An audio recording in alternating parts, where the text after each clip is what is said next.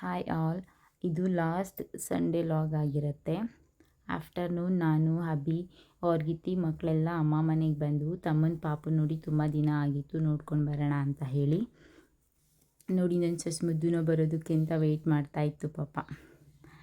And ಅವರು ಶ್ರವಣ ಮಾಡ್ತಾಯಿದ್ರು, ಜೋಗಪ್ಪ ಪೂಜಿಸ್ತಾಯಿದ್ರು. ನಾವು ಬರ್ತೀವಿ ಅಂತ ಹೇಳಿದ್ದಕ್ಕೆ ಅವ್ರು ನಮಗೋಸ್ಕರನೇ ವೆಯ್ಟ್ ಮಾಡ್ತಾಯಿದ್ರು.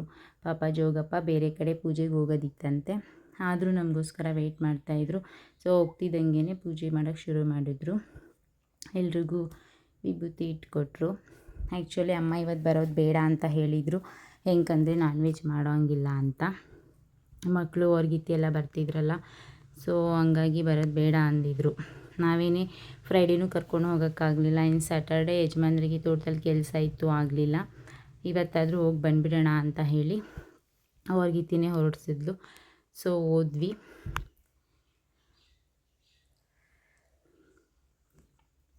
ನಮ್ಮ ಕಡೆ ಎಲ್ಲ ಭೈರವನಿಗೆ ಜೋಗಪ್ಪ ಪೂಜಿಸೋದಕ್ಕೆ ಯಾರೂ ನಾನ್ ವೆಜ್ ಮಾಡಲ್ಲ.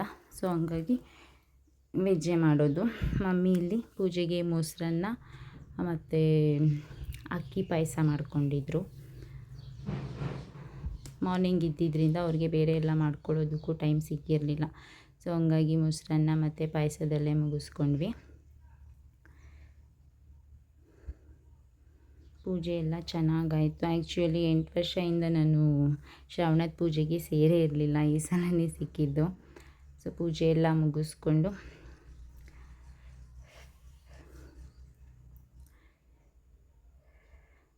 ನಮಗೂ ಮಧ್ಯಾಹ್ನ ಊಟಕ್ಕೆ ವಡೆ, ಪಾಯಸ, ಅನ್ನ ಸಾಂಬಾರು ಮಾಡ್ಕೊಂಡ್ವಿ. ಊಟ ಎಲ್ಲ ಮುಗಿಸಿ ಸ್ವಲ್ಪ ಹೂವು ಬಿಡಿಸ್ಕೊಳ್ಳೋಣ ಅಂತ ಹೇಳಿ ಹೋದ್ವು. ನಮ್ಮ ಮಮ್ಮಿಯಲ್ಲಿ ಯಾವುದೇ ಗಿಡ ಸಿಕ್ಕಿದ್ರೂ ತೊಗೊಂಡು ಬಂದು ಹಾಕಿರ್ತಾರೆ. ತೋಟದಲ್ಲೇ ಮನೆ ಇರೋದ್ರಿಂದ ನೋಡ್ಕೊಳ್ಳೋದಕ್ಕೂ ಈಸಿ ಆಗುತ್ತೆ, ಮೇಂಟೆನೆನ್ಸು ಈಸಿ ಆಗುತ್ತೆ, ಬೆಳೆಸಿರ್ತಾರೆ. ಸೊ ನಾವು ಹೋದ್ವಲ್ಲ, ಎಲ್ಲ ಬಿಡಿಸ್ಕೊಂಡ್ವಿ. ವಿಳೆದೆಲೆ ನೋಡಿ ನಮ್ಮಮ್ಮ ಬೆಳೆಸಿರೋದು ಎಷ್ಟು ಚೆನ್ನಾಗಿದೆ. ಪೂಜೆಗಾಗತ್ತೆ ಕಳ್ಸೋಕ್ಕೆ ಅಂತ ಅದನ್ನು ಸ್ವಲ್ಪ ಬಿಡಿಸ್ಕೊಂಡೆ. ನಮ್ಮ ಮನೆಯವ್ರು ನನ್ನ ಸೊಸೆ ಮುದ್ದು ನಾಡ್ಸ್ಕೊಂಡು ನಿಂತಿದ್ದಾರೆ. ಅವ್ರು ಇದ್ಬಿಟ್ರೆ ಸಾಕು, ಇನ್ಯಾರೂ ಬೇಡ ಇವಳಿಗೆ. ನೋಡಿ ಎಷ್ಟು ಚೆನ್ನಾಗಿ ಆಡ್ಕೊಂಡಿರುತ್ತೆ. ಆಮೇಲೆ ಒಂದು ರೌಂಡ್ ಹಂಗೆ ತೋಟಕ್ಕೆ ಹೋದ್ವಿ.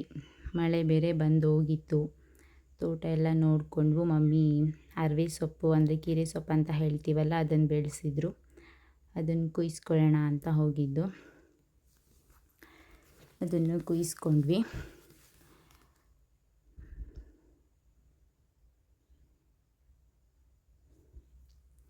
ನೋಡಿ ನನ್ನ ಮಗನಿಗೆ ಎಲ್ಲೋದ್ರೂ ಇದೇ ಕೆಲಸ, ಮಣ್ಣೇ ಇಲ್ಲ ಊರಲ್ಲಿ ಅಂದಂಗೆ ಇಲ್ಲೂ ಇದನ್ನೇ ಮಾಡ್ಕೊಂಡು ಕೂತಿದ್ದಾನೆ.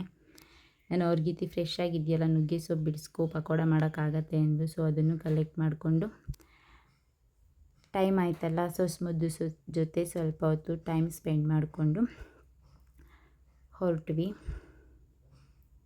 Thanks for watching.